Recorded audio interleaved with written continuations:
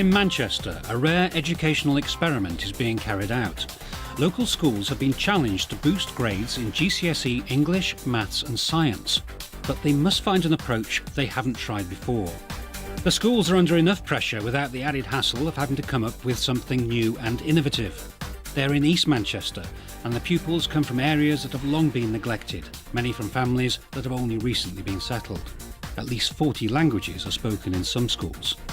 Just to make things more difficult, the spring term is coming rapidly to an end, so they've got to act quickly to make any difference to exam results. In this third and final episode, we find out how well the innovations have worked. We continue to follow two heads of department as they rise to the challenge, helped by their keenness, supported by their heads, and all importantly, boosted by a handout of £2,500. Was it really a good idea to take nearly 80 pupils out of school and into a college for 3 days? And was it worth adopting a come-as-you-please approach to revision classes?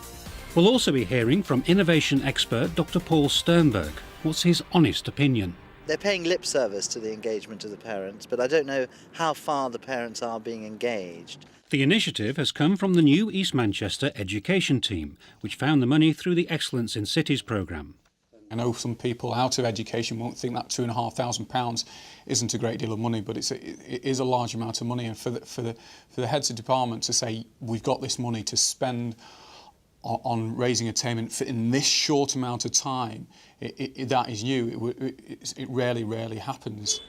At Cedar Mount High School, the head of English and Media, Paul Barker-Matthews, has been longing to take Year 11 pupils out of the classroom and into a student environment. The regeneration windfall gives him his chance, and he makes plans to take over 3 rooms at the Openshaw campus of Manchester College of Art and Technology, or ManCat. After just 4 weeks, his department is ready to start 3 days of seminars at what's dubbed the Conference. And we're going to talk about this idea of alternative interpretations, but also these guys were writing poems at certain times when things, in the same way as you might write a poem that's influenced by what's happening to you, to your family, with your friends. Hi, Miss. Hi, sir. Sorry to bug you. Did you bring the lined paper? No, because no one asked me to. We've got Big A3, if that's any good. Yeah, I'll take Yeah? it. Better than nothing. What's that, mate? I didn't know I had to bring in a lined paper. But the advantages outweigh the disadvantages, you think? Absolutely. We've got classrooms like this at school, but we don't have an environment like this at school. We don't have an atmosphere like this in school. The pupils have become students. The teachers have become lecturers. Many have joined the gym, even more have joined the library.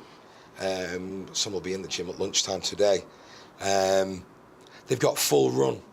The smokers, if they want to smoke, they can have a smoke. It's college.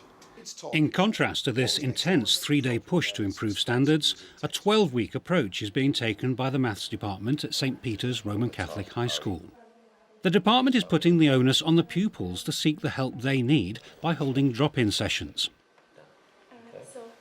For pupils more likely to drop out than drop in, there are special one-to-one sessions as well.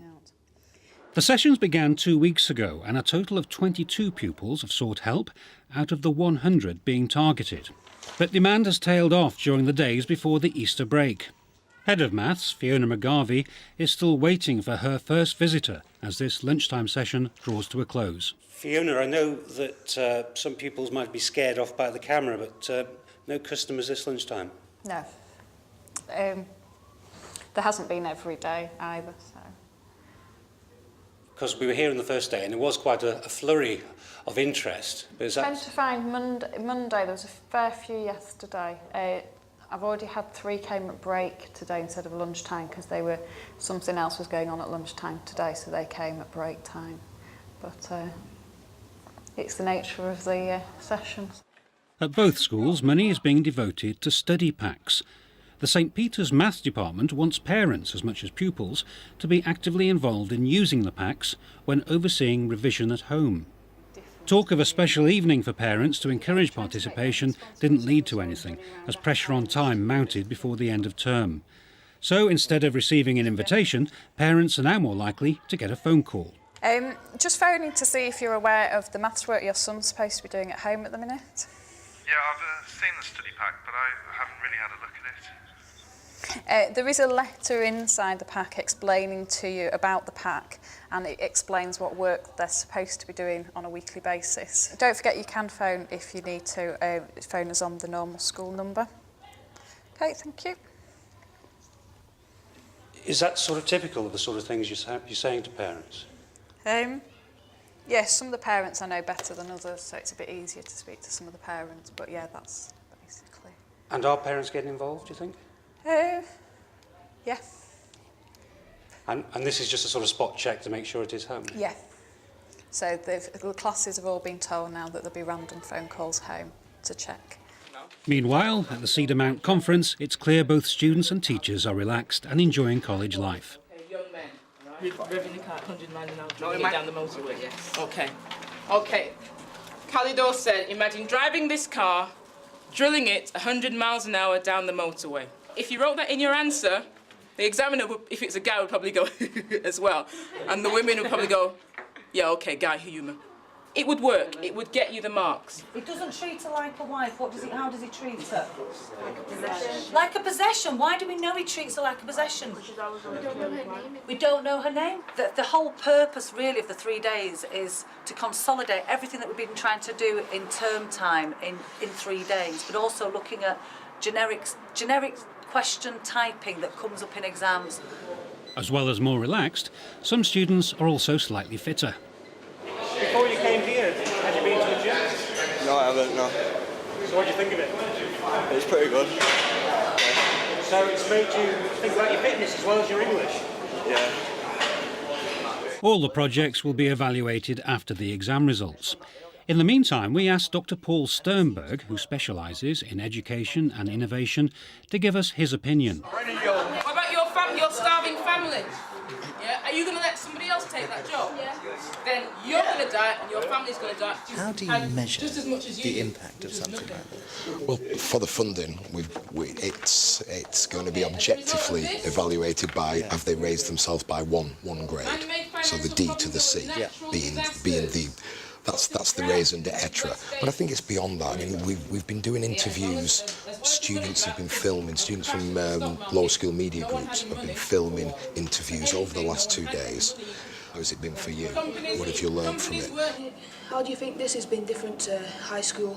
Well, here we have more independence. We get to go out more breaks and stuff, and the teachers look at us differently. After seeing all the classrooms, it's time for our expert to give his verdict. I am impressed. I think it's a very, very good experiment, and that's what it is. It is an experiment. It's really shifting some of the conventional approaches. The impracticalities are of a very practical nature. It's busing everybody here. It's looking after everybody. It's the food aspect. In terms of learning, I think the richness and the experience of learning far exceeds the impracticalities. What about the knock-on effect on other subjects, though? And interestingly enough, and the pupils have said this as well, is that they're actually taking a lot of their learning and they're applying it to their other subjects. They're coming back reinvigorated, re-energised with new approaches to learning. So I think, again, the negative impacts are outweighed by the positive impacts. Will St. Peter's School get such a positive report? What you're trying to do with this drop-in scheme is give students a sense of ownership around the subject, aren't you? Yeah. For them to take responsibility for their own study. And make them responsible for their grade, that it's down to them, not down to whichever teacher they've got. What I'm trying to understand is why is this different, say, from normal homework or a normal kind of lesson type of situation? I think partly because they've been given so much to take home, so they've been given the revision books. Normally they have to buy those. They've got workbooks, and we've got some of the parents on board, so the parents have got the books they can look up, they can see what they're doing, and they've been clearly laid out for them what they have to do each week. Right. Again, Paul is impressed, but with one important reservation. They're paying lip service to the engagement of the parents, but I don't know how far the parents are being engaged. And I think that's where it could become, truly quite innovative by engaging. You don't think phone calls are enough? I think the phone calls sound quite, they're kind of following up. There's not a sense of well, look, we're doing this together and engaging the parents in a process together. It's almost like, well, we're checking up on the parents. I think it's a real pity they didn't do the event. I think it would have been very good to have done an event and to really have created some sense of ownership with the parents. Having said that, it's still a very good project, and what's interesting about it, again, which many other schools can learn from, is the use of multi-layered resources. So it's not simply having this drop-in session, but it's also using a pack. It's branding the pack, so it's the purple pack. The other thing I think is very important about this exercise is that these drop-in sessions aren't simply about maths. They're kind of diagnostic sessions. They almost are like, you know, surgeries. And I think it's very important that the teachers do take that pastoral and coaching role. The Cedar Mount Conference ends with a session for all students in the lecture theatre, where they meet Mancat's head of sixth form, Larry Wild. Nobody knew that you were Cedar Mount students. You've behaved in such an exemplary manner that people just have not noticed you're from Cedar Mount. So I'd like to say a sincere thank you for doing that. Because what happens then is that nobody says, oh no, not more school kids. They know you're going to behave like young adults. So I'd like to applaud you. All right. Okay. To the coaches, Cedar Mount. And don't spare the horses. One of the things about the kids in inner city Manchester is they never know what they're missing. Coming here like this with all this around suddenly makes them realise that they're entitled to this. It is an entitlement for them, and so they should be demanding it.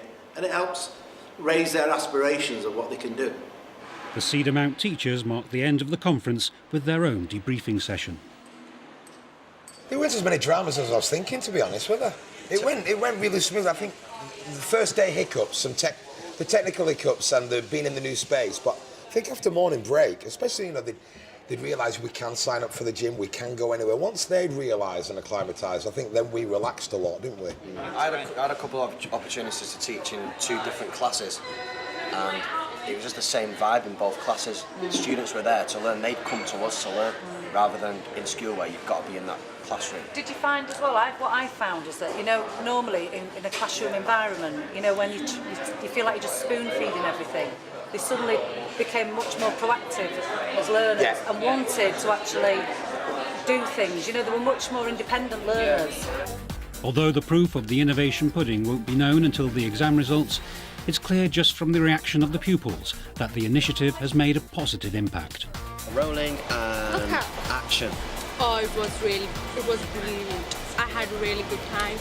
I learned really new things and it made me feel confident about college life. We've got more facilities here because we've got a gym and a swimming pool, and everyone treats you more like students here. I feel like the experience has done me really good because, as we all know, we spend most of our days in school doing English. Getting out of school has been a bit of a change and it's really helped a lot. And what about the learning? Have you learnt anything from these 2 days? Have you found it useful? Yeah, I found it very useful. Mr. Matthews is a very good teacher. We'll edit that out.